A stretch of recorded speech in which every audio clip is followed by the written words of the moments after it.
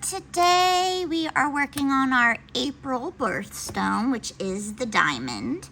So this one actually does not use many colors because we're actually going to be leaving some white space in our coloring this month because we need it to read a diamond. And doing metallics and things like that, you need the white spaces in there to kind of help it along. So we are going to just be using about 6 markers, so not very many at all. We're going to be using some cool grays, and then we're going to be using very, very pale blues for the actual diamond element, and then we're going to have it on like a white gold band, which is just like my actual wedding ring. I like white gold. So we're going to start with the gemstone here. So I'm just going to zoom in to our gemstone. And we're going to be using B00, B000, and B0000. So all the light blues. And we're going to start putting in where we want the depth of our stone to be. And so with my B00, and again, very nominal colors are going to be in here. We're going to just try to catch, because if you've ever actually looked at a diamond, it's not completely crystal clear when the shadows are hitting it on the inside of, you know, the angles of everything inside it. And that's what we're trying to go for. So I'm putting my B00 in just some of the areas where I want to lay down some of these accent periods. And you can see I'm not filling it in. I'm leaving some whites around the edges, but I am continuing to put it where, you know, I think it's going to be catching some of the light. And we're going to be putting a little bit of grays in here as well. So we're just going to add a little bit of this blue. I'm going to put some grays in the back there. And then across the top here, we want like a little bit of an angle. And you just want to leave some white space in each of your little angled areas. Nothing crazy. And this is going to be a quick coloring one again because it's not going to have a ton of color because we're going to be leaving some of the white. Okay, so we just put, and it might be a little bit hard to see on screen when I get to the lighter BGs because, you know, they're very, very light. Not BGs, I'm sorry, Bs. So now I'm going in with my B000, and I'm just going to soften on some of these edges just to kind of start to fade out the harshness of the lines and fill in a little bit more of the areas. Okay, nothing crazy. And then with my B quad, again, I'm just going over just to soften the lines. And it's gonna look a little wonky, like you just have patches of this blue in there, but that's exactly what we want at this time. Now we're gonna add in some of the cool grays, and the cool grays we're using are our evens, C0, C2, and C4. If you do not have them, then just use your odds. So it would be C00, C1, and C3. Just make sure you have that, the skip of the numbers in between. So now with my C0, which is my lightest gray, I'm just gonna add, and this might be hard to see, but I'm just gonna hit up on the edges of where I've put down, and I'm going over some of the blues as well to kind of tone down the blues, just to give it more of a blue-gray feeling. And then with my C2, I'm gonna add in on some of those other stone areas where it's the angles where I don't have my blue, just so I'm catching some more of the light, which is in more of these little tiny areas around the sides and the bottoms. Oh, we didn't do any in here. So right around that. And then with my darkest color, my C4, where I just put my C2, I'm just gonna add little lines in the darkest areas where it's coming out from. And again, this is just to give that little bit of illusion, like when you look at a real diamond. And then I'm gonna go back in with that C2 and kind of pull that out and soften my C4, kind of feathering it out. And then what I also want to do on this big stone right here, the main one, I'm actually going to also take my C2 and I'm just going to go over and add a little bit of color on those blues. And then my C00, just gonna pull all of that down. And you should see that you still have white shining through on your diamonds. Okay. And now we're gonna go on to the prongs and the ring band, and I'm gonna lay down my darkest color first. So I'm going back with my C4, and what I want here is I kind of want to make like a U shape and then flick down, and then where it starts curving here, I'm gonna do another little U shape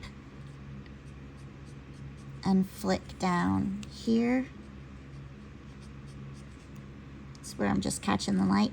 Now this is the inner side of the band, so this is going to be where it's the darkest, and I'm going to leave a little sliver of white between the line.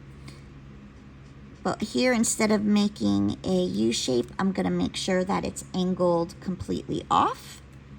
I'm going to give myself a little bit of a white area here, and then I'm going to make another little rectangle square, trying to keep how I have this white sliver, the same amount of white sliver. And then we're going to repeat this on the other side. So we're coming down from the darkest area, and I'm going to cut it off and leave a little bit of a white sliver. Give myself some space, make myself another little rectangle, and then right down here I'm just going to add, going into that outer part of my ring, and then back on the side here I'm gonna make that U shape again and then kind of flick it down. And then when it comes into my prongs, I'm just gonna go underneath this little prong area here and just flick down. Inside here is going to be some darkness, and then here we're going to leave that white area, and then I'm going to curve it and come down on the other side, curve it on the bottom, come up the other side. So I have a white space on the left and kind of in the center. Here I'm just going to make that little rectangle area, and then here underneath the prong, and then on the right side all the way down. And that'll give me my band in my C4. Now I'm going to go in with my C2, and we're going to blend some of this out. So from this first piece here where we have our little U shape, we're going to go going down the side. And again, we're leaving that white in the center. And then we're going to go underneath the prong as well. So it's really about creating some white spaces here. And then on this U, we're going to be going up, softening the U, so go over it. And then this one's going to continue down all the way and connect to that other one we made on the other side. And then this one we're just going to feather a little bit and leave a big white space. And then the U here, we're going to connect up. So we're still making that U, like we're not filling in, and should still have that white area in between. And then we're going to come from behind the prongs and just kind of arch that down. And you should be able to see, like you're starting to see a metallic-y looking silver in your ring band. Now for the inner band, we are going to go over and extend this down. And we just go over it because we don't want that harsh line. And we're gonna just create a new little rectangle area. And then we're gonna do the same on both sides of the second one, but on the left side, it's a smaller area, whereas on the right, we're gonna extend it longer. And that's because we have that bigger space in between. And then the same here, it's gonna be a little bit longer on the left side and very small on the right. And again, it's just to blend it out. And you still have that white on the bottom. And then this one, we're just gonna extend it a very small, just kind of blend that harsh line. So you're just starting to blend to soften those areas. Up on the prongs, we're just gonna extend down on there, and we're gonna just add a little bit in our circle. Sorry, I was off screen there. Little in the circle and extend down there. This one, little in the circle, and we're just gonna hit the edges very, very lightly here to soften. We're gonna extend this one now, so this piece of this inside prong is completely covered in, and we're just gonna flick from the outside on that prong and on this prong, and we're gonna soften up that harsh area. We're gonna color in this inside prong just like we did on the other side, and then on here, little in the circle, and then just soften.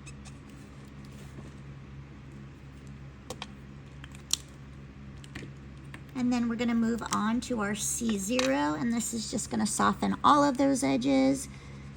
And you're not coloring so much as you're just go over everything just to kind of blend it together.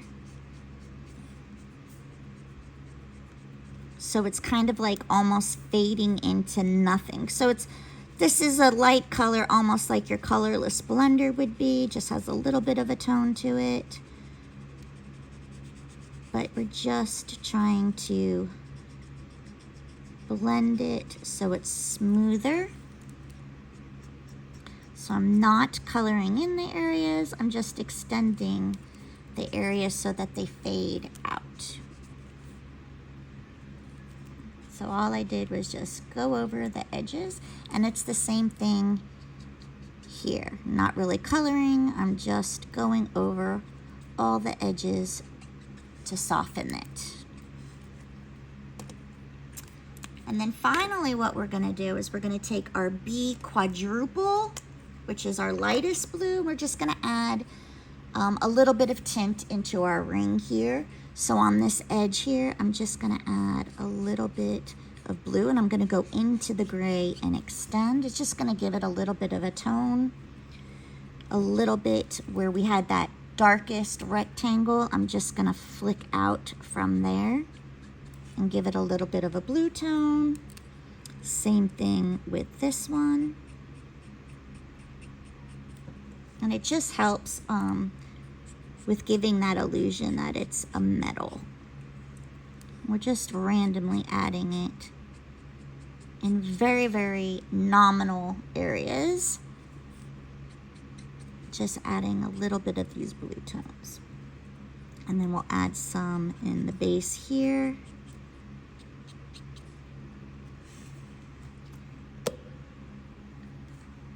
So you can kind of see how the light's traveling. It's a little bit lighter here, and then it gets darker, then the inside of the ring gets a little bit lighter, then it's getting darker, and then it's getting lighter again on the outside of your ring. And then the only thing left that you have to do is with a white gel pen, which I hope I have. Nope, that is not a gel pen. Okay, let's see. Yep.